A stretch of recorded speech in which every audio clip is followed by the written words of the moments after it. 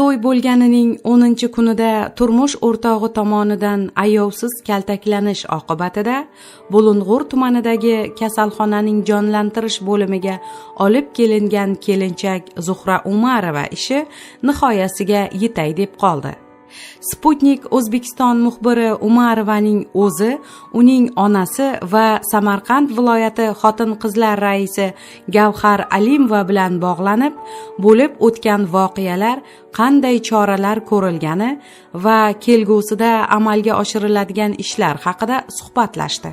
Zuhra Umarovaning so'zlariga ko'ra, oppoq orzular bilan bir yostiqqa bosh qo'ygan erkak tufayli asal oyi do'zaxga aylanishi hech qachon xayoliga kelmagan. Ichki bir tuyg'u bo'lgan xolos. 9-may kuni kelgan sovchilarning so'zlariga qaraganda, kuyov bola sal hayajonda, gapirishga uyalibdi. Shuning uchun 100 gram ichibdi degan gaplaridan hushyor tortib, onasiga "Ona, kuyov ichar ekan, ertaga meni urmaydimi?"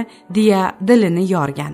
Istagi qizini baxtli ko'rish bo'lgan ona o'sha vaqtda bu gaplarga parvo qilmagan.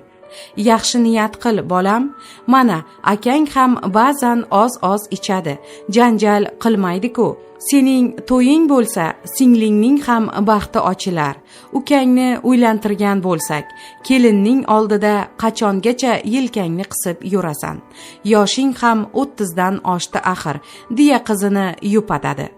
Oradan 10 kun o'tib, onaning qistovi bilan Zuhra uzatiladi. Kechga tomon ta'ziyaga ketib, do'kondan aroq ichib qaytgan edi. Keyin yana piva olib kelib ichdi. So'ng marojne olib kelaman, uxlab qolma, senda gapim bor deb uydan chiqib ketdi. Qaytib kelib, kutilmaganda duch kelgan joyimga do'pposlay ketdi. "Hozir borib onamga boshqa bilan bo'lganman deysan", deb takrorlardi. Qaynonamning "Qo'y, birovning bolasini o'ldirib qo'yasan", deb jon holatda baqirgani esimda. Boshimga tushgan galdagi zarbadan hushimdan ketdim. Bu yog'ini eslay olmayman hisob, deya hikoya qiladi Jabrdiyda. Kelinlikning 10 kuni qanday kechgani haqidagi savolga esa, kuyov to'ra 1 kun sog' yursa, 2 kun ichkilik iste'mol qilib mast yurganini aytadi. Zuhraning aytishicha, hushiga kelgan kuni ko'zini ocha olmagan. Fikru yodi og'riqni yengish bilan o'tgan. Boshim zirqirayapti, suyaklarim og'riyapti, belimda og'riq bor, deydi u.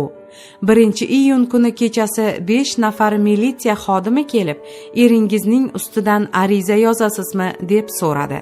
Men ularga mazam yo'q degan ishorada qo'limni silkitdim. Ular chiqib ketishdi. Mening yo'q degan ishoramni ichki ishlar organi xodimlari yozmayman ma'nosida qabul qilgan bo'lishsa kerak, deydi u va gapi oxirida hayotini haqiqiy jahannamga aylantirgan erkak bilan turmushni davom ettirmasligini qo'shimcha qiladi.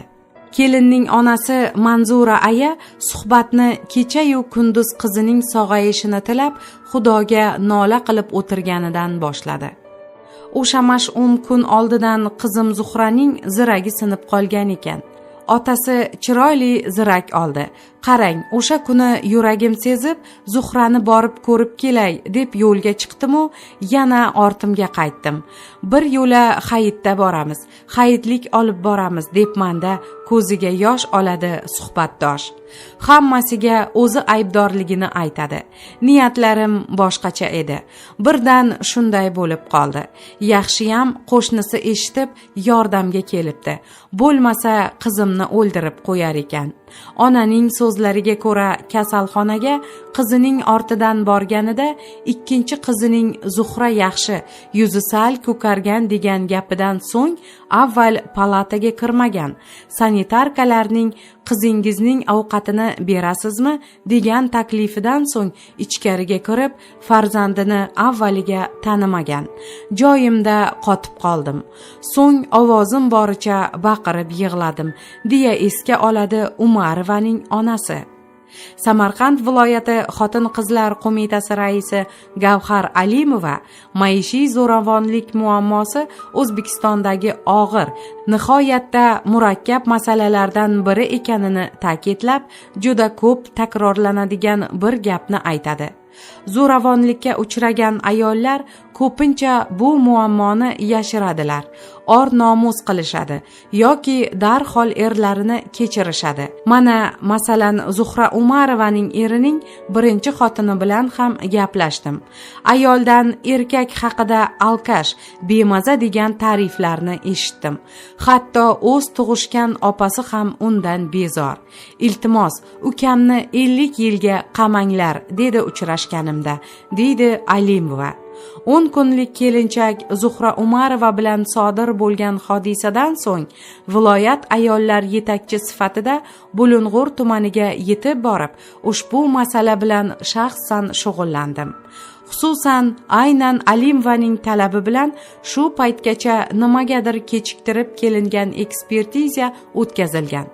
Bulung'ur tuman ichki ishlar boshqarmasi xodimlarining anglashilmovchiligi tufayli jabrdiydaning qo'l siltashini yo'q ma'nosida tushunishlari natijasida yozilmay qolgan da'vo arizasi ham yozildi. Alimovaning so'zlariga ko'ra, qo'mita o'z vazifasini bajardi. Bu ish oxiriga yetkazildi. Zo'ravon er narkologiyadan chiqarib kelinib qamoqqa olindi.